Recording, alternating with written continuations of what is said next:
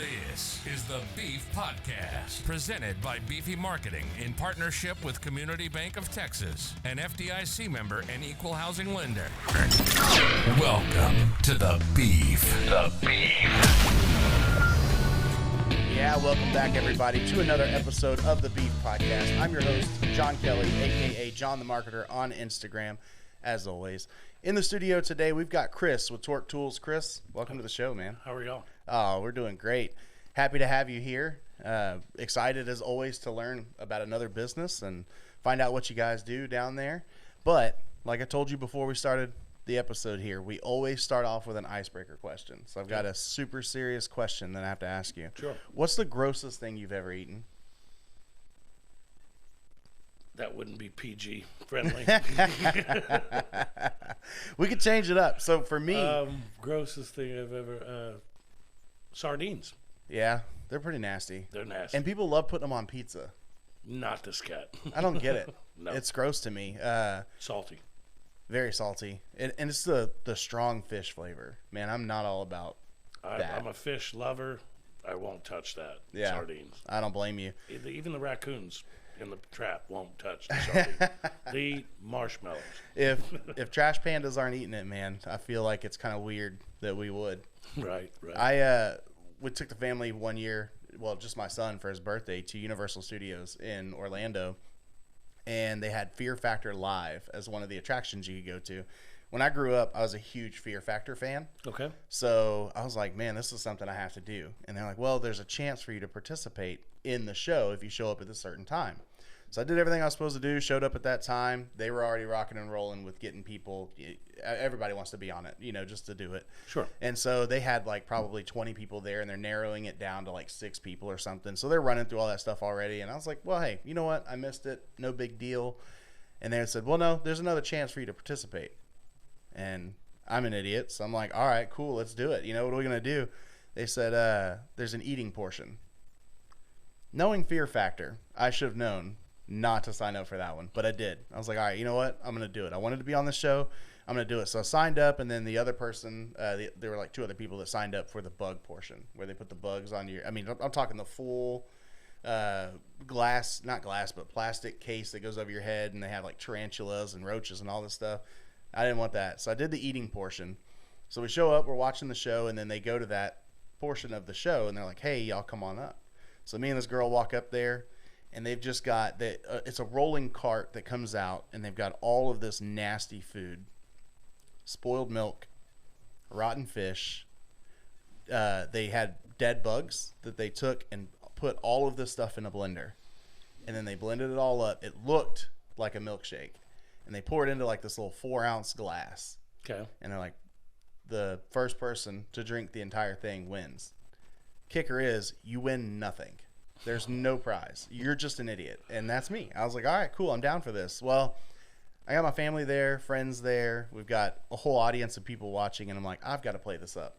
I can't just come out here and be that guy that's like, well, it's too much for me. I can't do it. So they give us this 4-ounce glass. We drink it. I drank it faster than that girl did.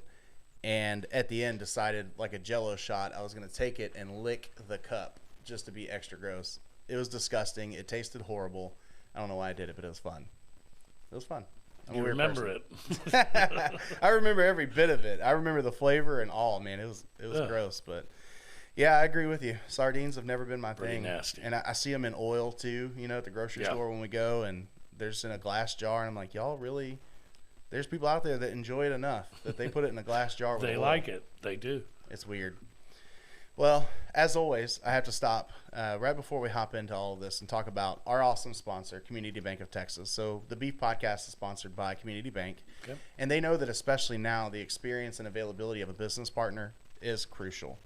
Community Bank of Texas is here to help your business, and their bankers have been working diligently to give clients the support that they need during these challenging economic times.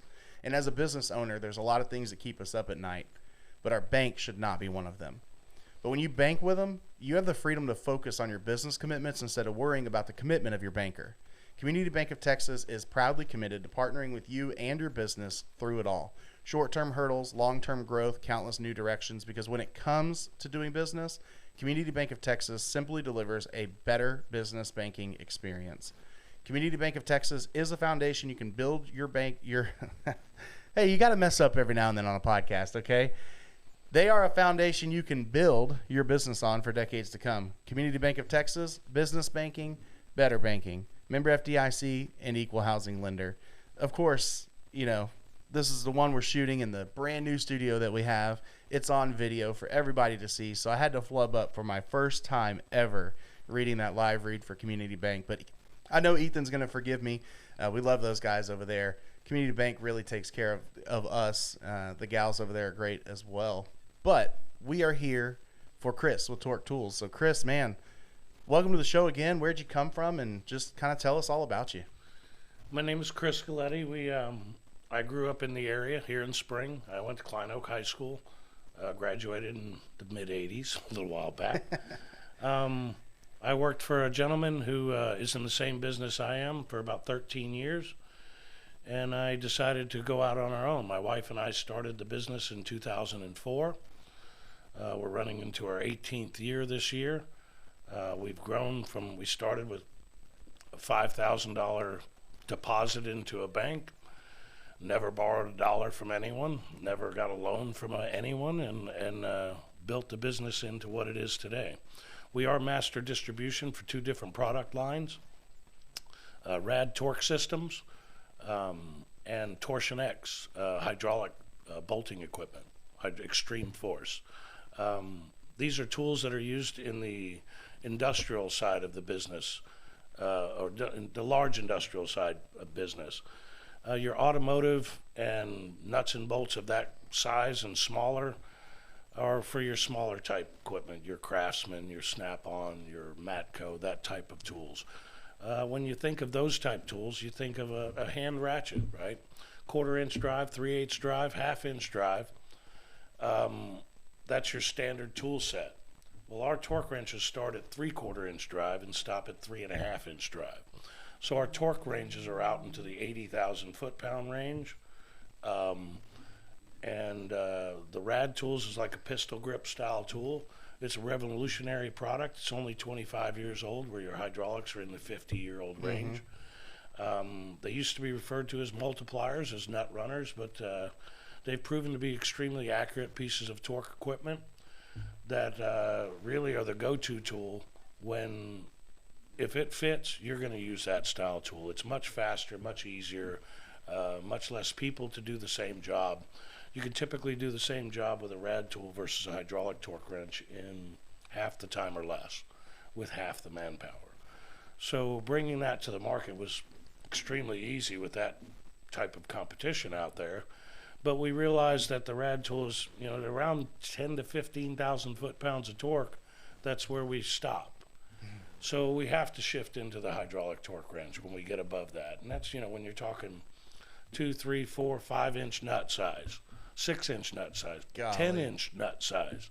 So your industrial side of the market can range from anything from a chemical plant, power plant, refinery, pipeline, natural gas compression, wind towers, you name it, nuts and bolts. I've cliched, this world's not held together by gravity. It's held together by nuts and bolts, and lots of them, and big ones that accommodate large tools. And that's exactly when we developed our company, Torque Tools Incorporated. We started in southern Texas, expanded to Texas, Louisiana.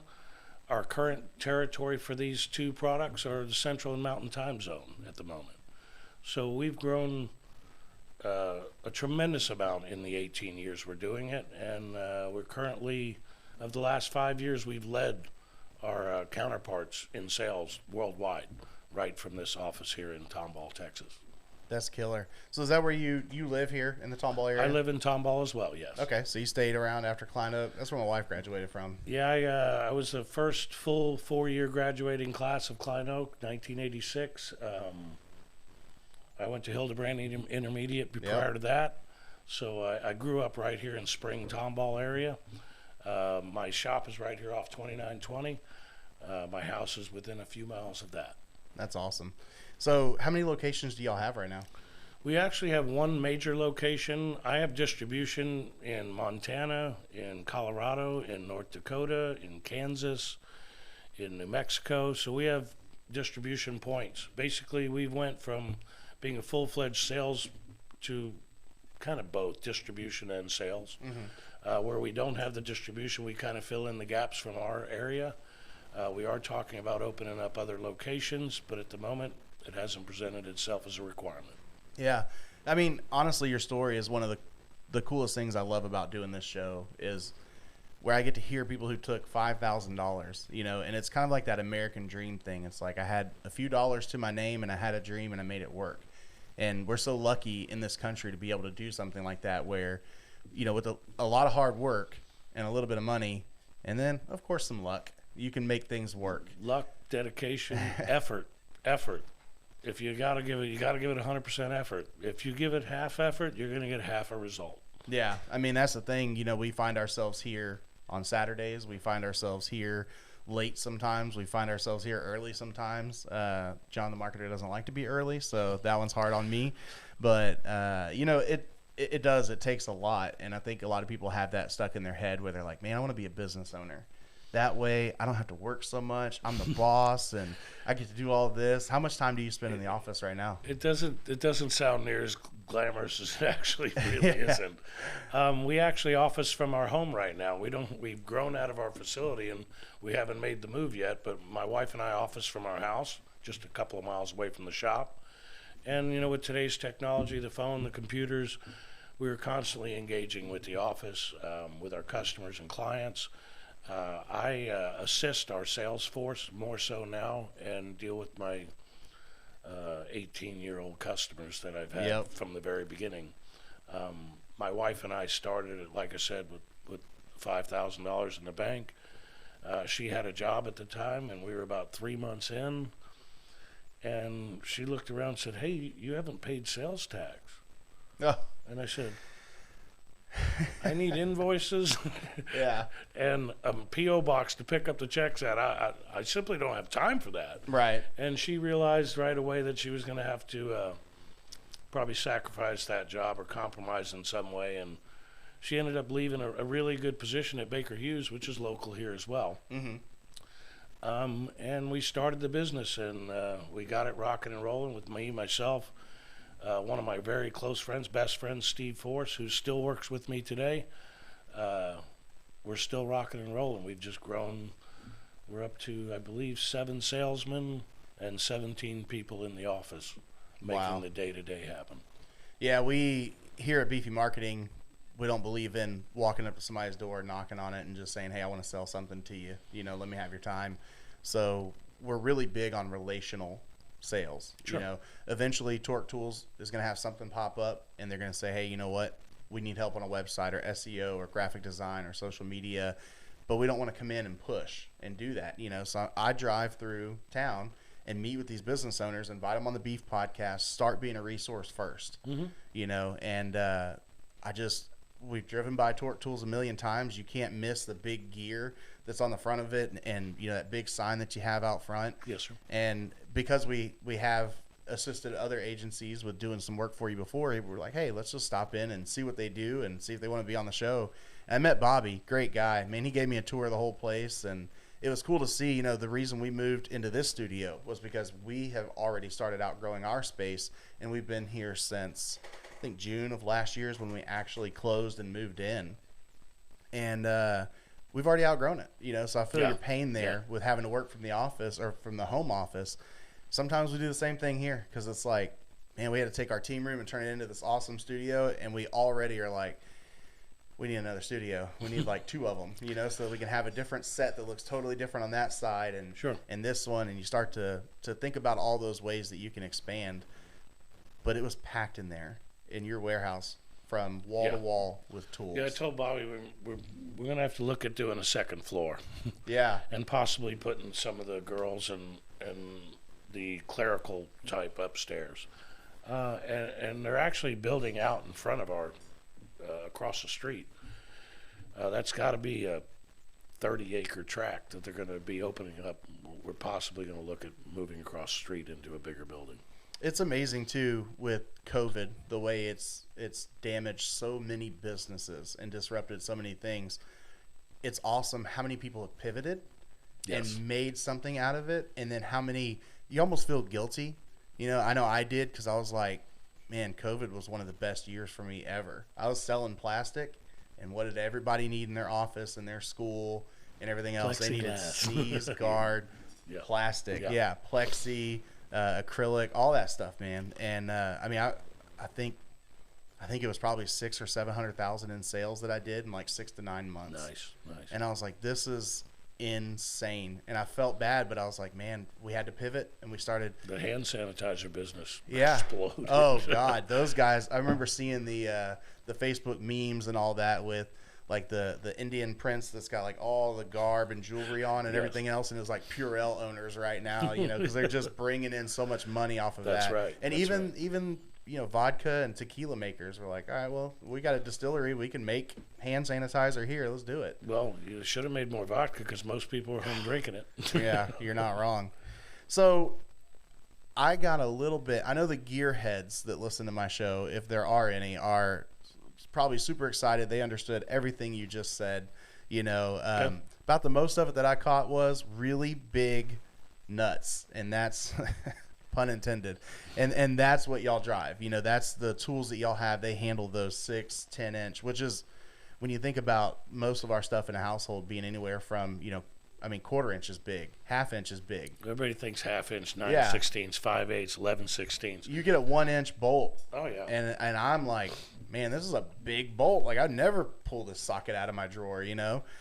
So what exactly? You told us the industries, but what exactly? Maybe what's the coolest thing you've ever seen your products used on? Well, to give you an example, just 1st of December, I was at the Hoover Dam. We were assisting a contractor who was refurbishing the lifts for the lift gates. And to roll into first of all, roll into Las Vegas, obviously. Oh, yeah. Is always a good time. Yep. But to go out to the Hoover Dam and watch the guys perform the work with our equipment in the field, you can be in the Hoover Dam one day and a trash compactor the next day, or the next afternoon for that matter. I've been in a nuclear power plant in the morning and a BFI recyclery in the afternoon. I prefer the nuke plant. It smells a little better. Yeah. But, anything from asphalt plants to railroad, the locomotive engines, anywhere where there's larger nuts and bolts than you're, as I always use the automotive sector. Right. Because all my life, I still race cars today. So I still play with cars. And, the old half inch, 9/16, 5/8, 11/16, 3/4. I didn't learn my fractions in high school. I learned them on the hand wrenches. Absolutely. myself. And it's a unique business to be in. You're never doing the same thing every day. I've climbed wind towers in the morning and been on a railroad in the afternoon. Anything from any industry. Like I said, the world's held together by nuts and bolts. Gravity, I'm not buying. Yeah. It's just keeping me on the ground. That's about it. I'll tell you need a beefy video guy to go with you when you take that Hoover Dam trip next time. We'll just document everything, because I'm a big fan of going to places like that, unique places, like even the rail car stuff. Mm-hmm. I would love. We were in, is it Smithville, Texas, right outside of Austin, Bastrop area? Sure. I think it's Smithville, and they have like this big park and stuff. And we were visiting some friends that live in Bastrop, and the kids, they're huge train fans. They love it in Tomball when you've got the depot and all that stuff. And they just had these 3 rail cars out there, and they're old rail cars, but there's a big park. You can climb inside of them. They're all opened up. And I was like a little kid inside there. Like, oh, this is really cool. Sure. Check out this. I love looking at new stuff like that. Sure. For sure. So, Torque Tools, y'all do sales? We do sales, service, rental, calibration, repair. We have a calibration van that can go on site, do calibrations on site, repair tools on site. We have a van that was just up at a wind site, GE wind site in Colorado for a couple of days. We'll be in a refinery next week calibrating all their tools that we've sold and provided and serviced to them over the years. That's killer. We have multiple Local customers, obviously, that we've been dealing with for nearly 2 decades that depend and rely on us daily for torquing, for their bolting equipment. How bad has it been with the supply chain issue for y'all? It's actually progressively getting worse. It's not getting any better. The RAD product is located in British Columbia, Canada. So we have a little bit of a supply issue coming across the border right now. Just the shipping, just getting what we're waiting on. We're waiting 3 weeks on parts we should have had 3 weeks ago. Yeah. But I think everybody's kind of channeled into that issue, and luckily we had a lot of stock and inventory, and we're prepared because we saw all this coming. So we stocked up, and we're prepared and a little more ready than the next guy, hopefully more than my competitor. Well, always. Yeah. So what makes Torque Tool different? Why come to you? The biggest difference between Torque Tools and some of my competition is big, large corporations. We're still a small family business. We, if a customer calls, we go to their site. Mm-hmm. If you have an issue, we're going to go look at what you're working on. We're going to give our best recommendation for the equipment you need. We're not always going to try and do it over the phone. If you call me, I've had customers call me from North Dakota, say, hey, we're doing a job. Can you come scope the job and give us a recommendation on equipment? Well, I left that night, and I drove straight to North Dakota and took care of business. That particular gas plant spent nearly $750,000 with us on that 1 year. Wow. It was an expansion project that they needed a lot of tools for. So we job boxed up a bunch of equipment and set them out in different areas of the site to progressively tackle the project they were working on, and we just doing the best job we can for them. Yeah, it's definitely a different level of customer service you get with, I call them mom and pop shops. The mom and pop shop. You could be a multi-million-dollar company like Torque Tools and still be a mom and pop shop. We are doing multi-millions at the moment, and we are progressively growing. We're leading the world in sales for our products. It's killer. And that's, we're some of our coworkers, we'll call them, have all of Europe as a territory. So to have the Central Mountain Time Zone in the U.S. and outsell Europe, yeah, these are big goals that we like accomplishing. Absolutely. And I mean, we're always happy to hear those success stories. But I got to say, though we say mom and pop shop, y'all's shop isn't small. It feels small to you, but as a average listener of this podcast, yeah, it's not a tiny little office. This is a small office compared to what y'all have. 7,400 square foot. When we moved in it 18 years ago, I was like, we'll never outgrow this. Well, about 5 years ago, we're looking around going, well, now we got steel buildings outside the building. And where are we going to shove this? And where are we going to put this rack? We had to reinforce the ceiling to pile more stuff up top above the work areas. And we're steadily, progressively growing and trying to accommodate that as we go. We got long-term employees with us. Some of my employees been with me the whole 18 years. I have one gal that's been with me 16 years. Many that are in there over 10 years. So when you have good people creating a great atmosphere to do business within, business tends to want to come back to you. It speaks to the culture that you have employees stick around. People, I think, underestimate the importance of tenure. How long someone's been at a company tells you how that company runs. Well, we are proud to say we've got many long-term employees. I used to say, well, they're not leaving. We must be paying them too much. But the reality is they do such a good job, I couldn't stand for them to leave, so I would pay more to keep them there. Yeah. But the people we have in place, the team that we have built over the years, is second to none in the business. And everybody takes every phone call as, hey, this is food on my plate. This is how we make a living. Absolutely. And every employee there recognizes that. I think that's the difference. You got to have that buy-in. It's so hard when you employ someone that's there just for a check. Right. And, we had this conversation. I work full-time on a fire truck right here in Tomball, and we had this conversation with EMS last night of writing reports. A lot of medics, when they are on an ambulance full-time and they have to write those reports, it's not important to them that the report is totally accurate for billing, because you're like, I'm getting paid.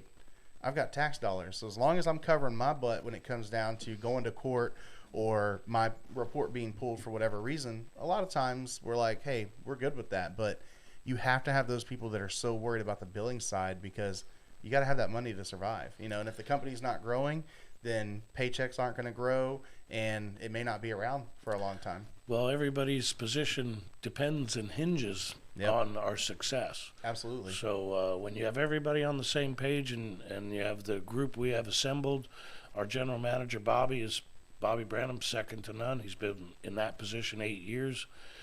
Bobby started out working on tools just like I did. Started at the very bottom of the business and worked his way up to where he runs. He pretty much runs the office. We get the phone calls for the bad stuff. Yeah. and hopefully every now and then good stuff. But right. At the end of the day, the team we have assembled has made our clientele comfortable, has made our clientele relying on us, depending on us on a daily, weekly, monthly, yearly basis. Yeah. Well, how do we get out there and support Torque Tools? You know, because not everybody that listens is obviously going to need something to drive a 6-inch bolt. Well, you know, basically, if you know somebody who works in a chemical plant or works in a refinery, or in this particular area, we're in the industrial mecca of the world. Houston, Texas, I don't think you'll find more industry in a small area than anywhere in the world. It's awesome, in my opinion. So anybody that knows anybody that may require or may need tools, or you know, we are, one of our slogans is "Want It Tight." Well, that's went over very well for a lot of years. Some people take it the wrong way. Some people make it into what they want it. But that's basically when you're tightening nuts and bolts, you want it tight. Yeah. And that's what we do for a living. We do this every day. This is all we do. We don't venture out into other forms of tools. We stayed focused on what we're doing, on the 2 product lines we're doing, and that's all we do. We sell, rent, repair, calibrate, those type of equipment. You know, clicker wrenches, your hand tools, we do those as well. That was something that I kept out of our business for some time, until I realized we're just overwhelmingly being requested for the calibration of such. Yep. And when you're doing the calibration of such comes the repair side of it. So we did get a little bit involved with clicker wrenches over the last 5 to 7 years. And we deal with all types, brands, repairs, calibration, rentals, sales, whatever you need. Do you have a big social media presence or anything? LinkedIn we're on, obviously. Facebook, obviously. This was an avenue that was a bit different from us. We've never really done any marketing. Yeah. If Bobby didn't tell you. That's what he said. He was like, most of our business dabbled. is word of mouth. Yeah. And business, you know, referrals from decades of doing the same thing. I started with another company doing the same things back in 1992. So I'm 30 years into doing the same thing. I'm still a relatively young man. I feel like, at least my brain tells me. My ankles and knees don't always feel that way, but I still feel like a young guy. Yeah.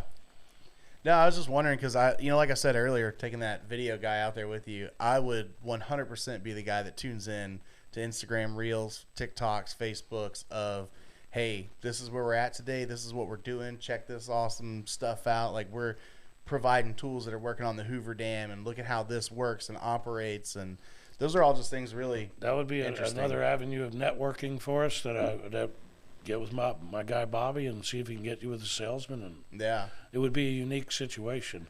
It may not always be a Hoover Dam scenario. You may be at the BFI trash dump. Yeah, but you know what? I've never been there, and I'm telling you right now, if I could go tour one of those facilities, I'd do it in a heartbeat. You'll never forget the smell. That's all I can tell you. We there was in Atascocita, you know, they have I don't know if you know, but they have like a big dump site there. Recycler, yeah. And as soon as you drive by, you can smell it. It's kind of like going to Pasadena when you pass the refineries. You know, we always called it Stinkadena. Stinkadena, yep. Yep. Same as well. You know you're going to get that smell when you go through, and it's bad. We do many industries, as I said, pulp and paper. Oh, Evadale, Texas. Eva smell. Yep. There's a racetrack out there. Yes, there is. Well. Yeah. So what kind of racing do you do? Drag racing. Yep. Been drag racing my whole life. My father's completely responsible for passing on the disease. Yeah. And I passed it on to my son, my youngest son as well. Yeah. So we're talking. Are we talking like little prep, or are we talking actual? Oh no, full big money prep? bracket racing. Okay, bracket big racing. money stuff. Yeah, Bracket yep. racing primarily. My son just a few years ago, 2018, at 17 years of age, won $100,000 in one of them bracket races. God, that's killer. So I wanted to get a junior dragster so bad for my son. he grew up 8 years old till he aged out at 18 in the junior, which I got to say occupied a tremendous amount of my time, but wouldn't trade it for the world. It does. Wouldn't trade it for the world. Honestly, that's what I used to be on the grudge scene quite a bit, not racing, just media. We went to a taping of Street Outlaws New Orleans. Sure. We taped it NOLA. in Waller, but it was the Houston race, you know, for that season. And that was Dig the first Night? time I'd ever heard of Street Outlaws. Dig Night, I think it was called out there. Yeah, so Dig Night was the one who helped get all that stuff together. Sure. My cousin helped find the spot because we grew up in Waller. And he was like, dude, talking to the owner of Dig Night, he was like, we can make money doing this. And, like, he'll help us, and all these people will help us. And he's like, let's start a media company. You've got photography and videography experience, you know. So we started up 660 Films, and we just started going race to race to race, funding our own way there until finally we started getting at least some hotels comped, you know. We never really fully monetized it. It was really a passion project for us. We enjoyed the hell out of it. It was a lot of fun. And then just sitting there rubbing elbows with all these guys, and getting to hang out with, you know, these guys that are on TV, you know, and watching 3,000-4,000 horsepower street cars on an unprepped surface running an 1/8 mile, and it's like, this is dangerous. It's an adrenaline rush. It's exciting. It's off the chain. Yeah, it really and so it was something that we were pretty heavy into until I started running out of time, man. Like everybody else, you get so busy, you know. Look at what it's become now, how popular it is. Oh, absolutely. And our company is still around. We still own it, and we're probably going to get back into it at some point. But, yeah, Shannon Morgan and Sons. Sure. She had us out at Redemption. That was our first event. And it just popped off from there. And it was like, to have someone like Mama Shannon in that business say, yeah, y'all come out to my show and give us that jump start. Man, we went up to, I think we're at 37,000 followers on Facebook now. I believe that. And it's like, this is so cool. You know, it's just a really cool experience. I heard you say drag racing earlier, and I meant to ask about that. Yeah, we run the, I'm not much of a heads-up racer. That's a wallet war, I call it. Yep, it is. So we... blowing engines, making very little money on your bets. And, I run the bracket racing and the index racing mostly. The index racing typically surrounds the no-prep events. 7.0, 6.0, 580 index, my brother and I, my son.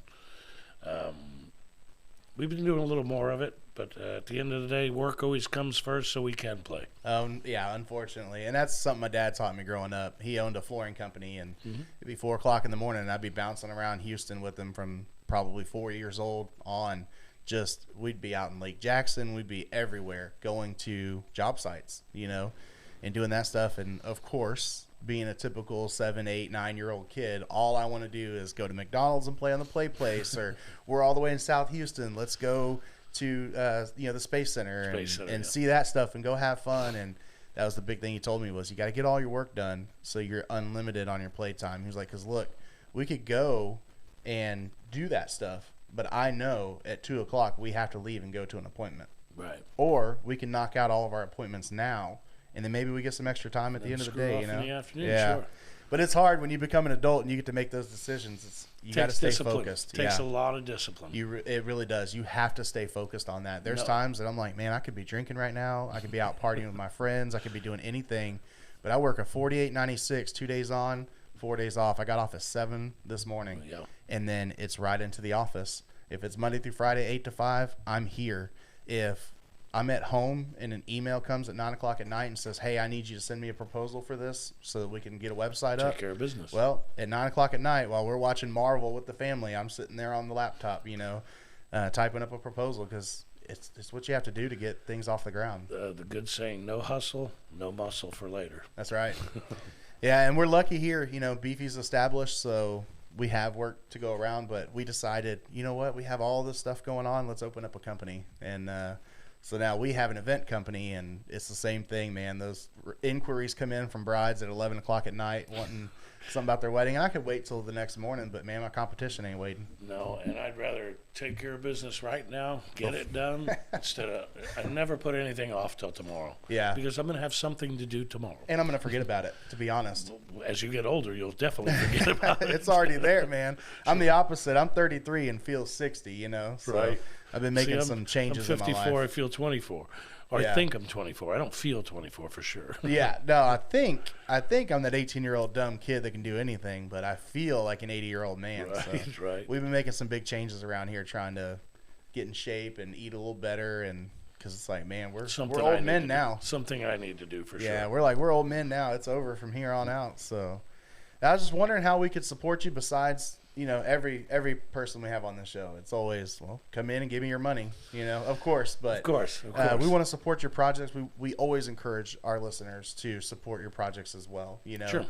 Whether it's just sharing that LinkedIn page, sharing the Facebook page, whatever it is, you don't have to spend money to be a supportive person for somebody. Right. And that's the big thing. And that's our philosophy in business is we don't have to exchange money or do services for each other to be a good resource for each other either. Just on Facebook or LinkedIn, like and share.